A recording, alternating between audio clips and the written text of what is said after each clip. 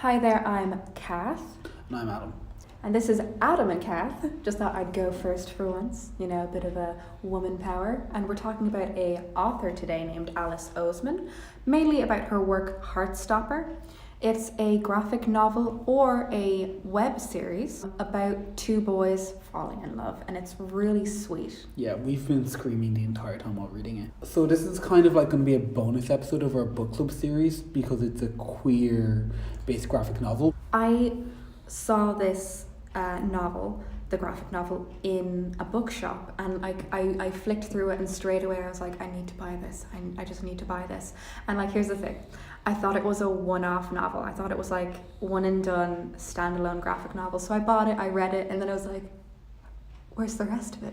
And then I realized that it's a series, and I needed to wait until like July for the next volume to come out, and I was like, oh no. And then today we found out it's online. And then today we found out there's so much more of it online. So while I am still going to buy the next volume, when I go home tonight, I'm literally reading the entire rest of it. So yeah, if you want to know where we stopped, it looks like the first two chapters on her website make up the first volume.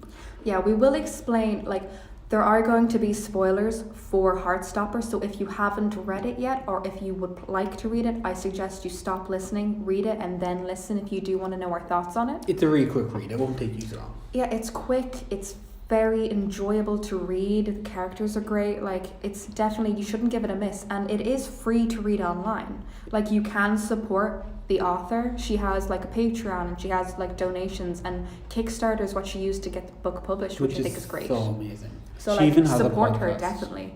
We're going to link her Twitter and her Instagram below so you can support her, because while reading about her, we found her to be a very interesting person. It was really cool. Yeah, exactly. So I think we should get started.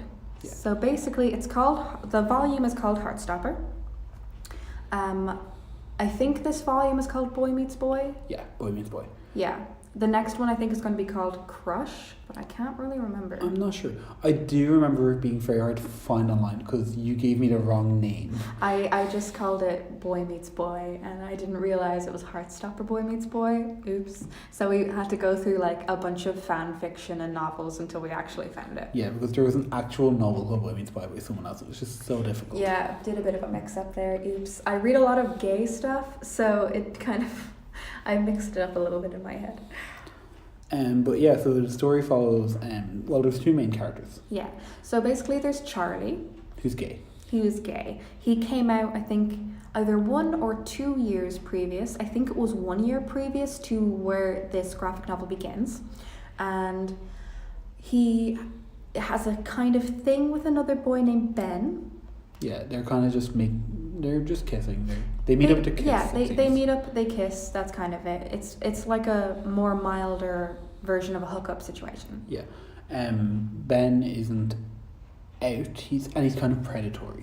Yeah, he seems like there's the stigma of the predatory gay. Like, I see it on Twitter sometimes, people describe themselves that way, and I'm just like, that sounds really damaging and gross. Yeah. But like, Ben is definitely predatory, and he might be bi, he might be gay. Because we know he has a girlfriend. Yeah, basically, he and Charlie meet up every now and then, and they make out on the secret, and they never hang out, and they never spend any time with each other outside of that. And Charlie thinks they have a thing? Yeah, Charlie thinks they're dating, and then one of the days he sees Ben out with his girlfriend from another school. So he kind of realizes that Ben is just using him. He's just using him. And he tries to end it.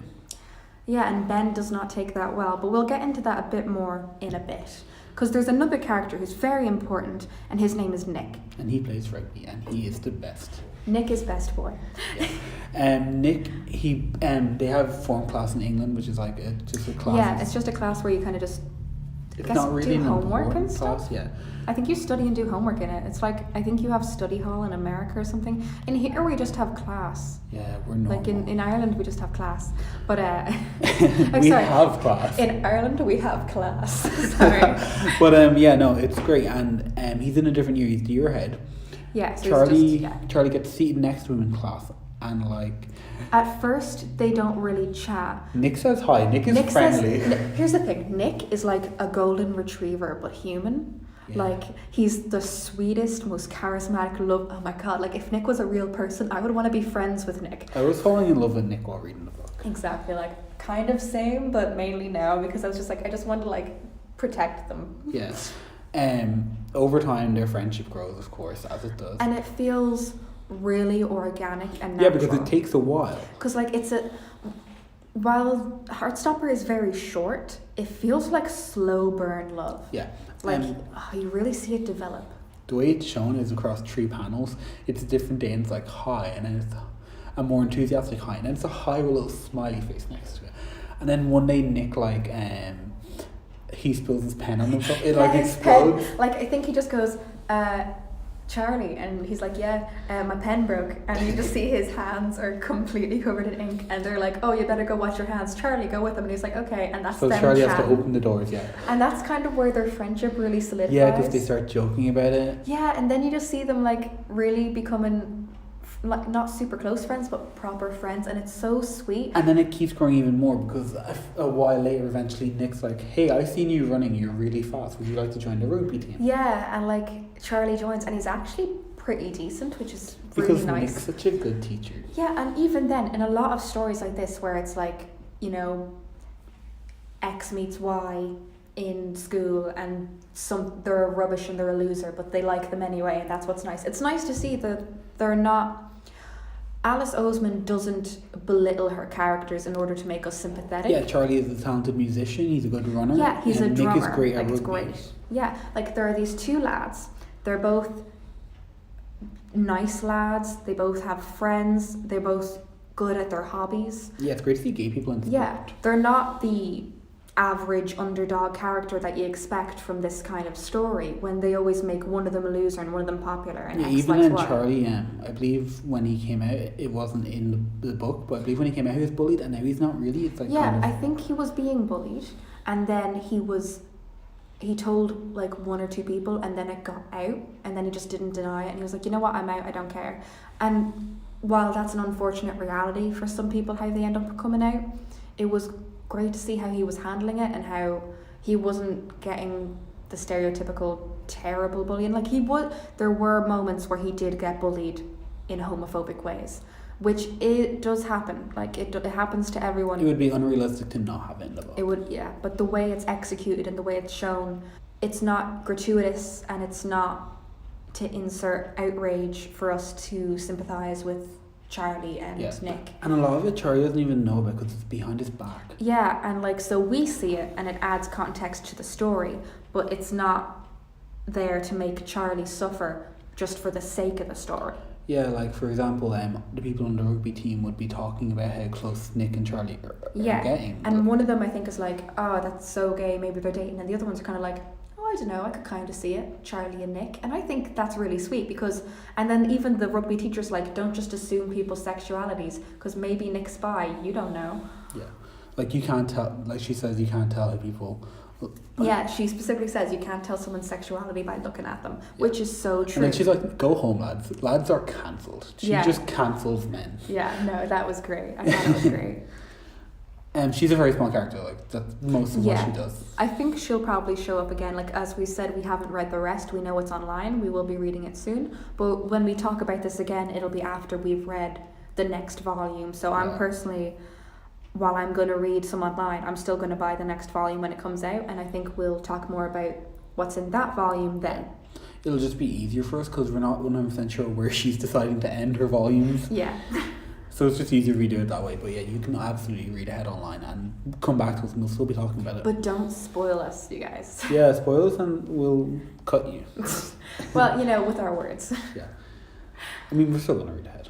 What I really, really, really liked, and, like, I know it's not very articulate for me to just say really over and over again, but what I really liked was when Nick came over to Charlie's house. And when Charlie came over to Nick's house for the first time, like, it was Charlie over to Nick's first, but, like, you really felt so much when Nick came over to Charlie's. Nick's reaction, Charlie's reaction when Nick asked him to come over was so cute. He was literally like, Charlie was like, oh, your dog's really cute, and Nick was like, oh, you should come over and see them, and Charlie was like, okay, instead of like, oh, I can't, or And oh, they I found out shouldn't. they live near each other. Yeah, they live near each other, so they could hang out all the time.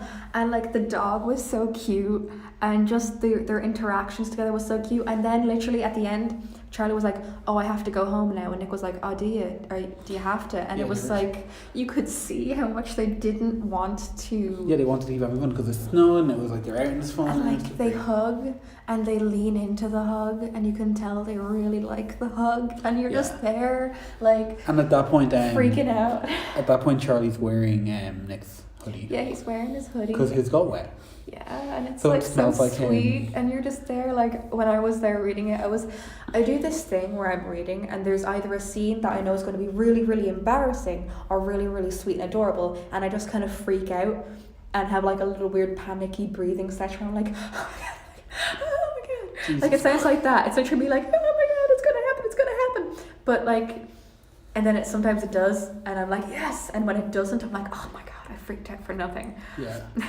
After this, Charlie then leaves, of course. And there's a little scene. At this point, we don't know Nick's sexuality at all.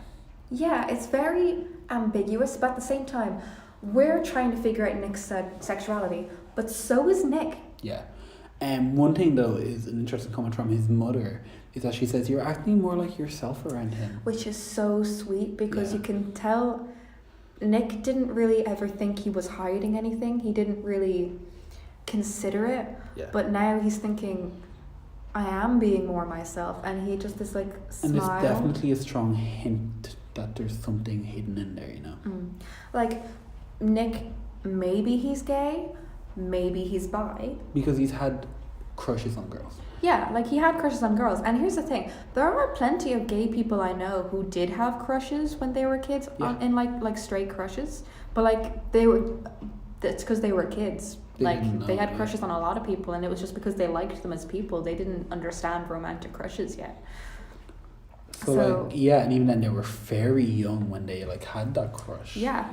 Like when I was a kid, I had crushes on guys and girls, and I never thought much of it because I just thought it's because I thought they were nice and I liked them as people. So that's why I thought I liked them romantically. Only when I was like 14 did I ever really think, oh, you know what? I like girls as girls. I also think it's really interesting how that's the only really girl his friends know he's had a crush on over like 3 years. Yeah, he's only had a crush on one girl in all of 3 years. I'm trying to remember. I've actually forgotten her name. It's been about a week since we've read it, and we've been reading a lot of other things in preparation for other projects we're doing. So we've kind of lost the groove of it. We remember overall what the story was, but characters that only really show up once have kind of slipped to the peripheral vision, whereas Nick and Ben and Charlie are really in the main focus. She did seem very interesting though, and from what I know, she was also in the author's other book series, Solitaire. I think so. And she's actually gay. Yeah. Like they introduce her at this party that Charlie and Nick are at, and they're kind of at it together but not together, and then they drag Nick off to go see the girl, and he's like, oh hey, and she's like, oh hi, I don't know if anyone's actually told you, but I'm actually here with my girlfriend. And then, oh my god. And it's so nice because Nick's just like, oh, that's so great. I'm really happy for you. What's she like? Like, he's just like super into it. Like, super like, oh, I'm glad you're happy with somebody. That's great for you, because Nick is the best boy. Yeah, he is. Nick so is amazing. Everything. Nick is the best. Which kind of makes ever. it hard to read because you just know so many people that aren't that good. I know.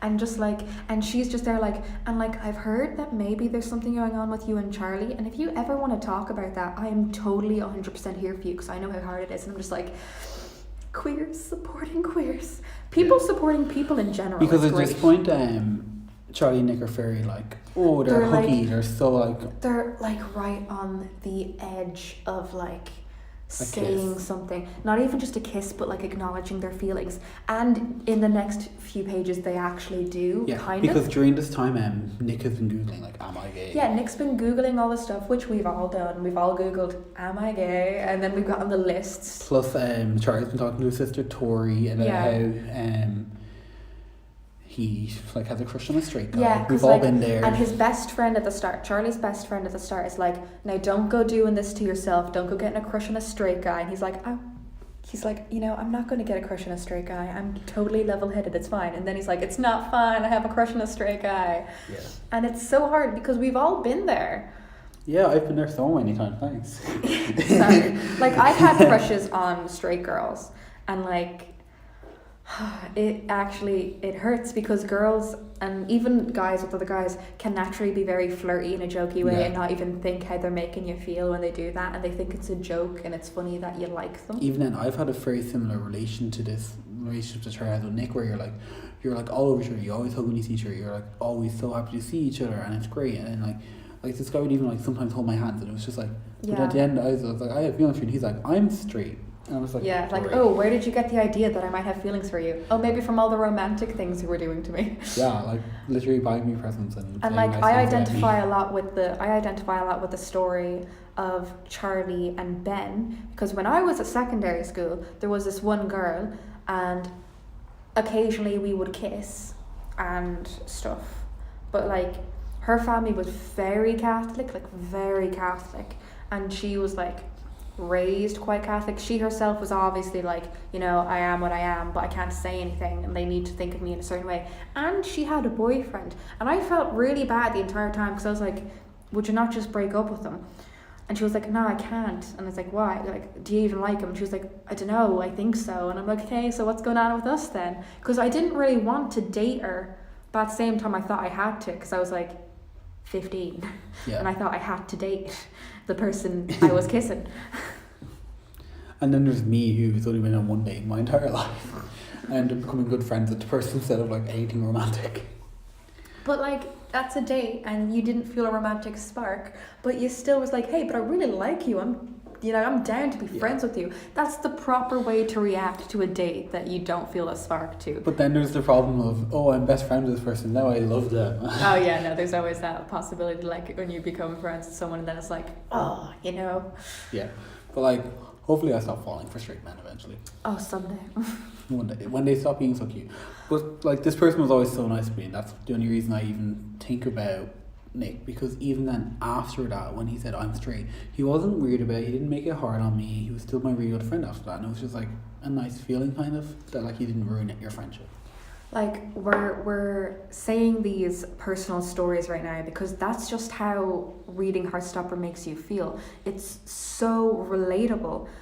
Like, I know a lot of people say, oh my gosh, this is so relatable, and it's something like, ooh, I got bullied at school. The Kardashians being rich or something. Like the Kardashians being rich and having drama or something, or like a teen movie where they get bullied at school, but then someone sees the real them and like it's like, oh, I like you anyway. Or like it's so relatable. Paramore's Misery Business music video where there's cheating and stuff. But like, yeah, seriously, Heartstopper is such a good read. I definitely recommend you read it if you've already read it. I want to know what you think about it. You'll laugh, you'll scream, especially if you're queer and you can relate to the story. If you are a queer person who loves reading queer content, damn. Yeah. Like, you're gonna love this. Because even just as an individual, I found this to be such an interesting read, and I haven't read a graphic novel like this before. This was just, it was sweet, it was wholesome, but also parts of it felt so real and relatable.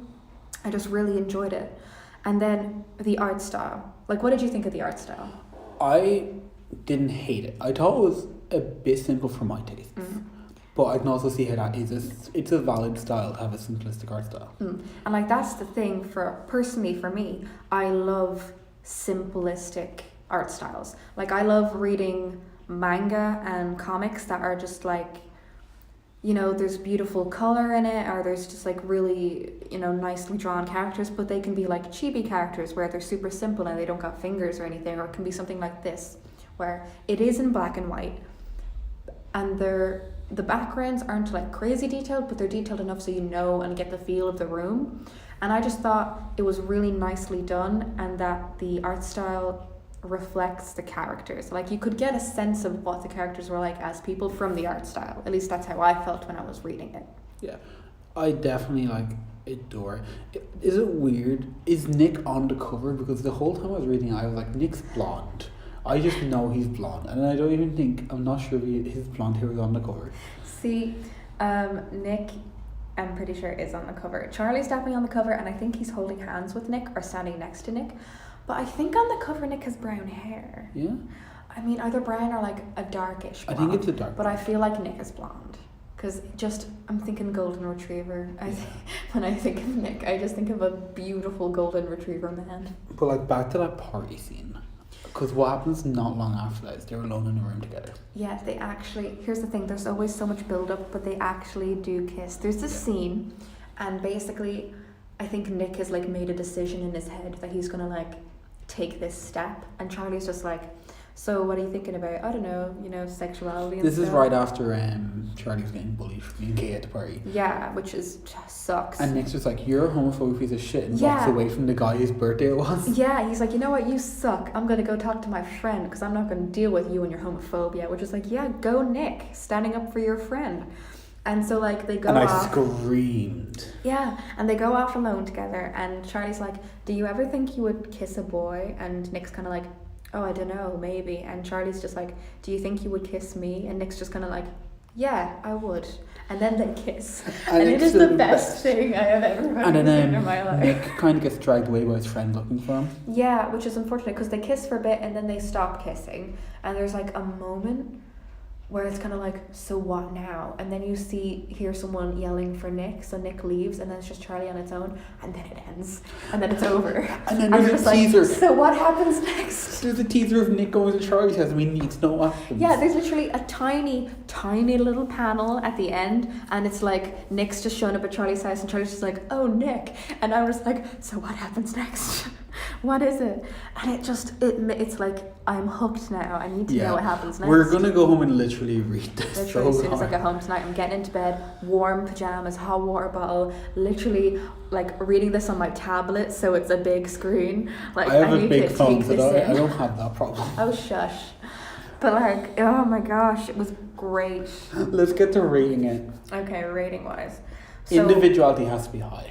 Individuality, it's a person meets person, which isn't crazy original, but nothing is truly original anymore. But as an individual, I'm going to give it an 8. Yeah. I think it's an 8 out of 10.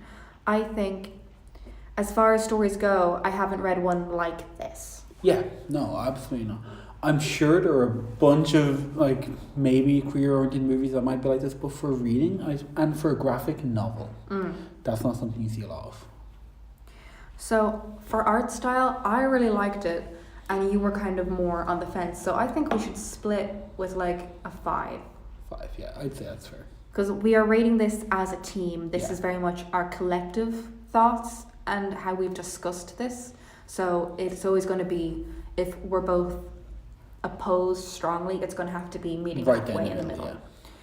As far as story goes, I loved this story. I was captivated. adored I was it. all in. And it wasn't predictable. I just love. I didn't know for sure where this was going to go because there were so many ways you could make it go. And obviously, you kind of know how it's gonna go if you've read her other books. I know they're in those books as a couple. Yeah.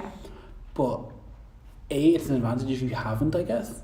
And I haven't personally read Solitaire. Same. This is our first introduction into her work. But from the research I've done, I also know there are minor characters in there, so their love story probably isn't explained fully. So people don't know how they met, and that's what I love. Yeah. Like, okay, you kind of know they're gonna meet because even the back of the cover says the boy falls in love. Yeah, but like, it's really sweet because I'm sure there are people who've read Solitaire who've had like a kind of like, oh, I wonder about them, and now they're getting this, and it's so great to be able to add an expanse to this world that she's And you're building. not doing it the way J.K. Rowling does it, where she just retroactively tweets, oh yeah, wizards just poop everywhere and then vanish. And it just changes everything for no reason. And like, I know this is our first introduction into Alice Oseman's work, but what an introduction. Yeah. Like such a strong introduction. I'm definitely going to check out her other stuff. Oh, for sure. Like, I'm definitely going to be purchasing her other volumes as this when they come out. I'm going to look into Solitaire. If there are volumes of Solitaire, you girl, go and get some. Yeah, change Solitaire into a graphic novel, why don't you? Like, so as far as story goes, I think we can both equally say it's a 10 out of 10. Yeah. And then finally, our last thing to rate is the characters. And they're a 10. They're of course 10. They are. Like, you're probably thinking, oh, they're just really into it and they're fanning all over it and they're going to give it high marks. I don't care because Nick is best boy. Nick is best boy. Charlie is honestly a really layered character. He's not a stereotype. He's layered. He's got hobbies. He's expressive. You identify with him without him needing to be a loser or an underdog. You just see this person going through this experience and think, yeah, I feel for you. Even Ben the bully, you don't like him. Like, even if you don't sympathize, we're not sympathizing with Charlie. Yeah. We're empathizing with him. We're just feeling what he's feeling. We're not feeling bad for him, which I love. Yeah.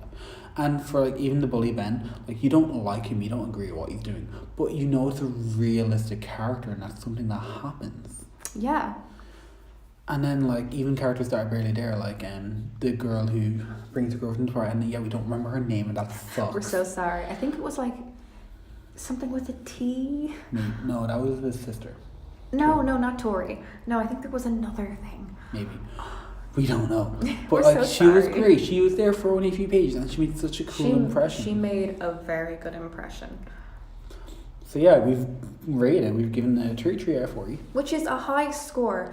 And obviously we're not actively trying to take away so we don't look like we're not all in for this. Because like I'm pretty in for We this literally story. gave everything else high scores bar one thing. So yeah, we're not like... Yeah, and like the only thing it's scored straight down the middle on is because we both couldn't... We don't agree We on didn't it. reach, And the we've same. known for a while we don't agree on it because We already knew we didn't agree on the art style. Like, while I personally love it, Adam much prefers more intricate, detailed art styles. Yeah. So, while I have to say this has been a very great read and I've loved it, Tell us what you think at our Twitter. It's at Adam and Kath. We would also recommend you check out the author's Twitter. It's Alice Oseman, ALICE OSEMAN. yeah, she has Twitter, she has Instagram, I think. Yeah, I think she has a podcast too. Yeah, she has a podcast as well, and I think it's a podcast About about queer- queer content yeah. by queer people, which we freaking love because we're a That's queer what podcast. we're doing. Like, we're literally a podcast about queer content by quear people. Yeah, genuinely looks like So, we're ripping her off. Like, sorry, we're coming for you here. We'll be the Irish version of you. But like, gosh, no, we loved this, and I mean, if this was to reach her someday, obviously we're gonna be over the moon that she... Imagine just bumping into her like, oh hey, you are our second episode of Psychos. Yeah, even if she just finds out how much her work is touching people. Yeah. Because like, we've gone through experiences that we relate to and identify with in this work. And like, I hope any of you who agree with this like also reach out to her. Tell her she did an amazing job. So, God, thank you so much for listening to this episode. Thank you for putting any interest into our thoughts and words. And if we can encourage you from here to go look up Alice Oseman, support her work, donate if you can to try and support her projects in the future, or even just appreciate her content and tell her how much you would love it. Like, that would make me happy. And if you want to have more of our content, we do Psychos, which is Can You Queer Us, what you're listening to now. We do Adam and Kath Book Club, Adam and Kath Film Club, and we have a YouTube channel. So if you want to support us by liking or sharing things, if you want to give us a rating that you think we deserve on here, which we hope is a star rating. That's just a hint. Give us a 5. A little hint there. But like, thank you so much for taking the time to listen to us. All we want to do is be able to entertain you and give you what you want. And I hope if there's anything you would like from us in the future, you could get in contact with us and say, hey, maybe you could cover this aspect of the story next time, or maybe you want to try this graphic novel or this queer content that you think we should talk about. We are totally open to that. Yeah. So thank you for listening. This has been Adam and Kath, our podcast Can You Queer Us? And we'll see you next time. Thanks for listening.